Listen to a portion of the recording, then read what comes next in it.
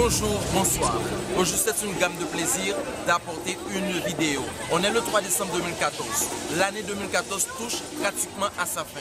Et ce serait manqué à mon devoir de ne pas saluer Kim Labrousse Junior et Fabrice Labrousse Junior, Macrengo Gervais et tous ceux qui sont positifs, qui regardent nos vidéos, parce que nous disons ce que nous savons, nous rendons témoin de ce qu'on a vu.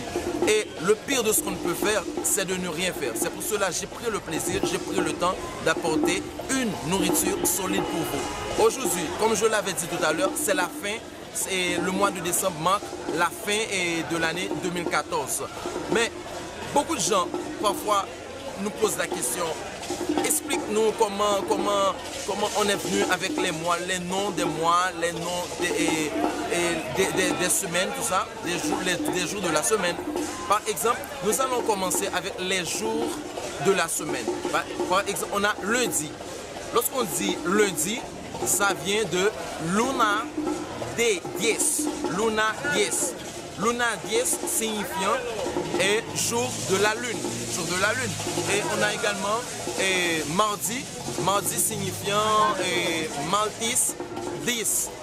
Maltis Dies. Maltis Dies qui signifie le jour de Mars. Le jour de Mars, on n'est pas sans savoir que Mars est le dieu de la guerre dans la mythologie romaine. On a également Mercure. Mercure qui, le jour de mercredi, fait référence au dieu Mercure. Tout comme jeudi, c'est Jupiter. Jupiter, et lorsque je dis jeudi, c'est Jovis Dies. Jovis Dies, c'est l'origine latine des jours de la semaine. On a également vendredi. Vendredi, c'est Vénus Dies. C'est le jour de Vénus. Vénus, c'est la déesse de l'amour de la mythologie romaine. On a également, samedi, qui vient de Sambati, jour du sabbat. Pour les chrétiens, pour les adventistes, c'est le jour du repos.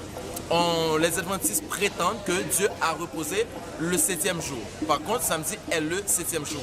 Mais la grande preuve, c'est que Dieu n'a pas reposé, Dieu n'a pas pris de repos après avoir créé l'univers. Parce qu'un Dieu, le Dieu véritable, ne peut pas se reposer. La condition qui vous permet de reposer, c'est que vous devez être fatigué. Alors, on a dimanche également. Dimanche, ça vient de Dominicus Dies. C'est le jour du Seigneur, pas le Seigneur qui vit hors de toute réalité physique et humaine.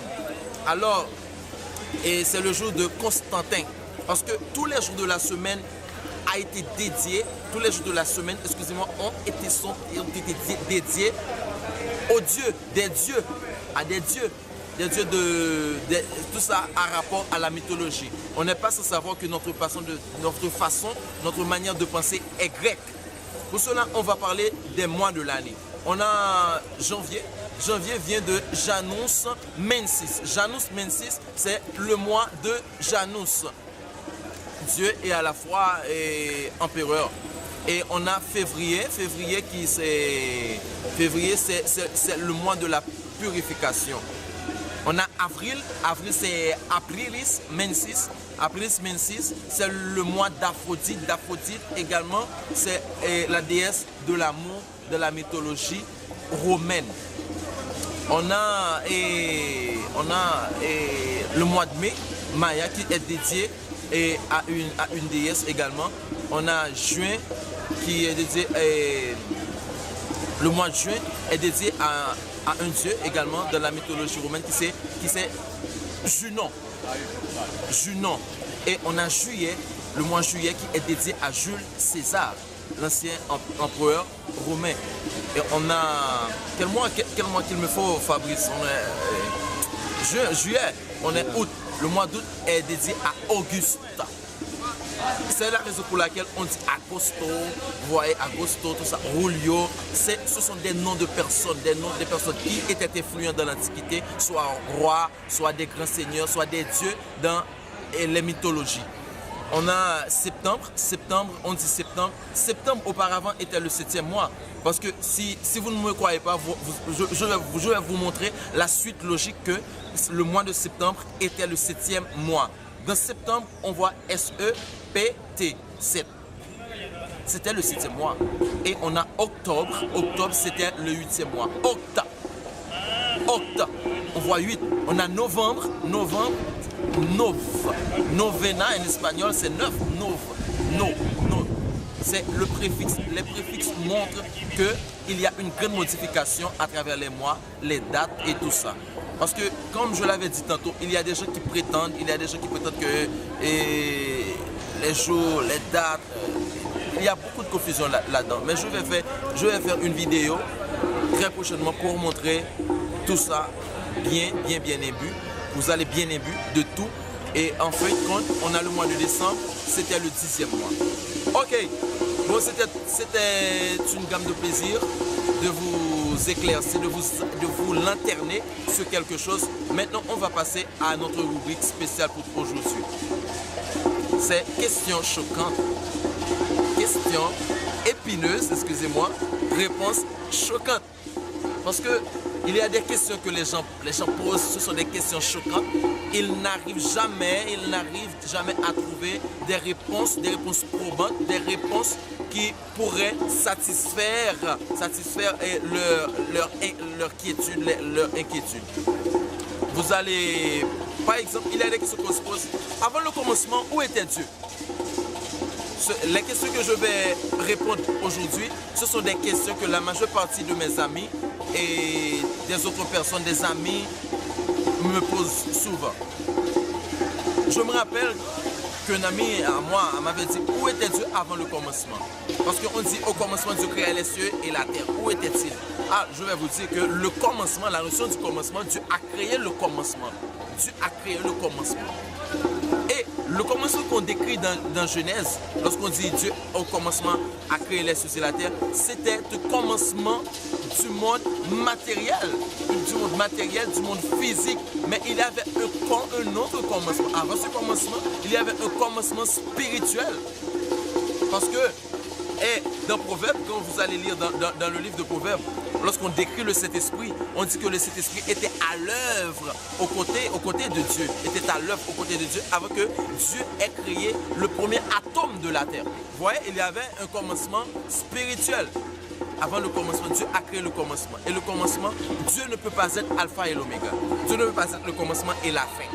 Dieu ne peut pas avoir de commencement et il ne peut pas avoir de fin. Dieu n'est pas alpha et l'oméga. Dieu a créé l'alpha. Dieu ne peut descendre dans aucune créature. Aucune créature dans le monde ne peut contenir Dieu. La notion de contenance n'existe pas pour Dieu. Et il y a d'autres questions que la majeure partie des gens posent. Par exemple, on mentionne le nom de Christ sur le poteau lorsqu'on agonisait sur le mont de Golgotha. Mais on n'a pas mentionné les noms des deux larrons qui étaient avec Christ. Alors, j'ai le devoir aujourd'hui de vous révéler les noms des deux larrons qui étaient avec Christ. Ceux qui étaient à droite s'appellent Dismas. Ceux qui étaient à gauche s'appellent Gestas. Je vais le redire. Lorsqu'on l'agonisait sur le poteau, parce que Christ n'est pas mort sur la croix. Et très prochainement, nous allons faire une vidéo qui démontre que Christ n'est pas mort sur la croix, c'est plutôt sur le bois du calvaire. On le dit, bois du calvaire, parce que pour avoir une croix, il vous faut 2 pièces de bois. C'est un instrument de supplice composé de 2 pièces de bois. Et également, lorsqu'on dit, par exemple,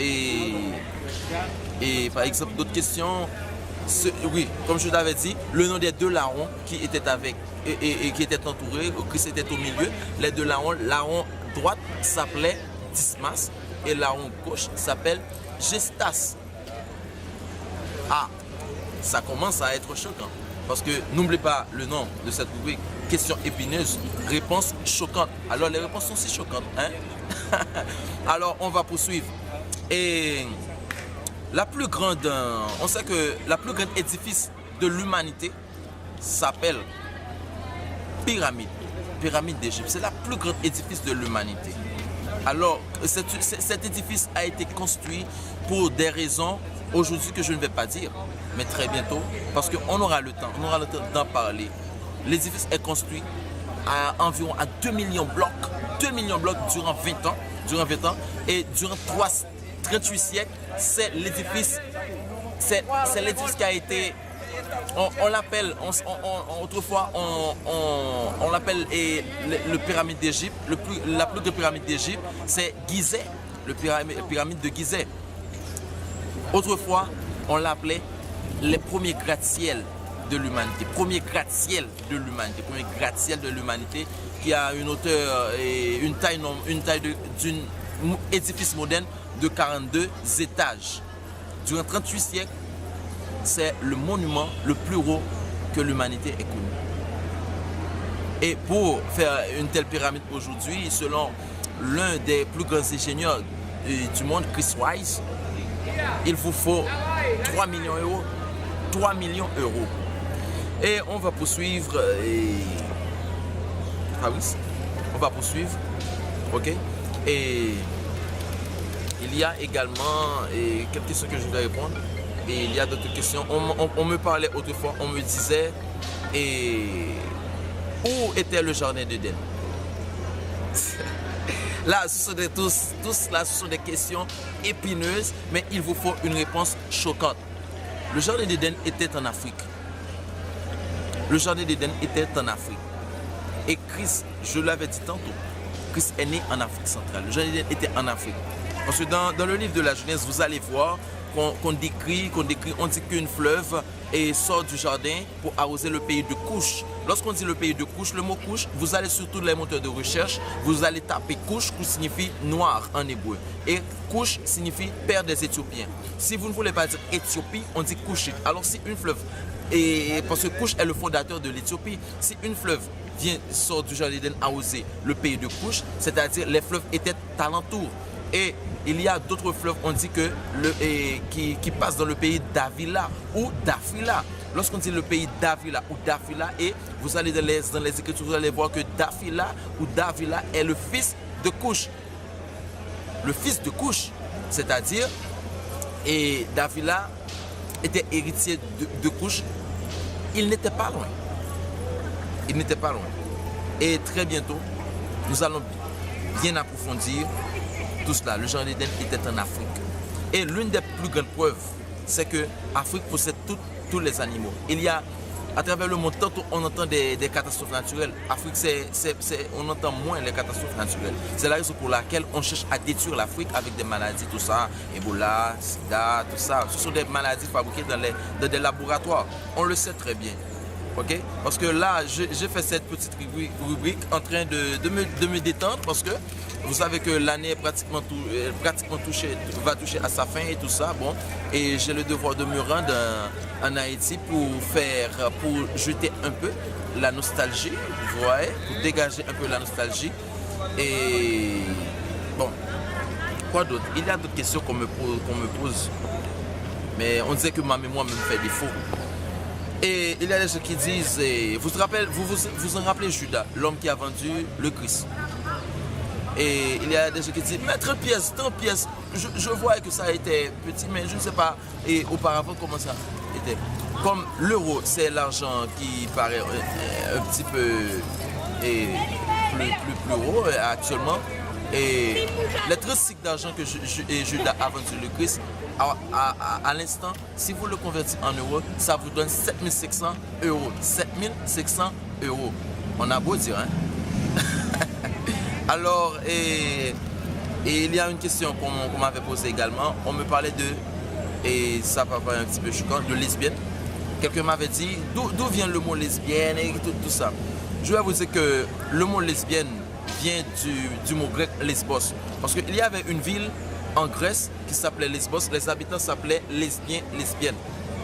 Alors, ces gens-là en Lesbos faisaient des pratiques. Il y avait une femme qui s'appelait Sappho. Parce que c'est la raison pour laquelle lorsqu'une femme lesbienne, vous ne voulez pas dire qu'elle est lesbienne, on dit qu'elle est saphisme.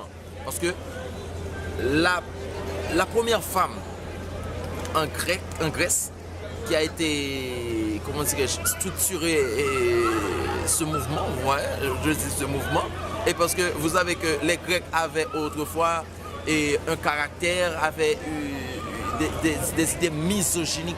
C'est une société, la société la plus misogynique au monde. Les Grecs détestent les femmes. C'est la raison pour laquelle, lorsqu'on pourrait dire à quelqu'un, va te faire voir chez les Grecs pour dire qu'il est homosexuel.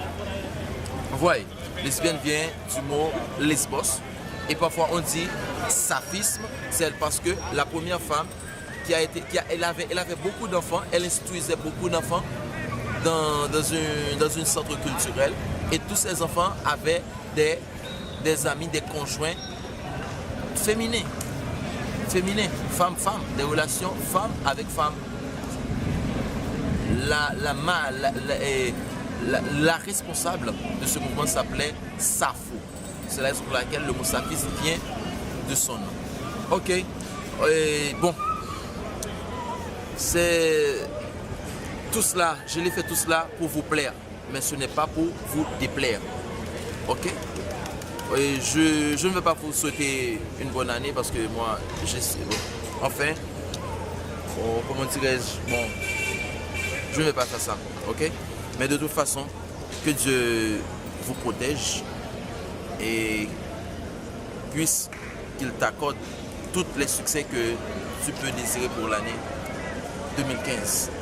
Ok.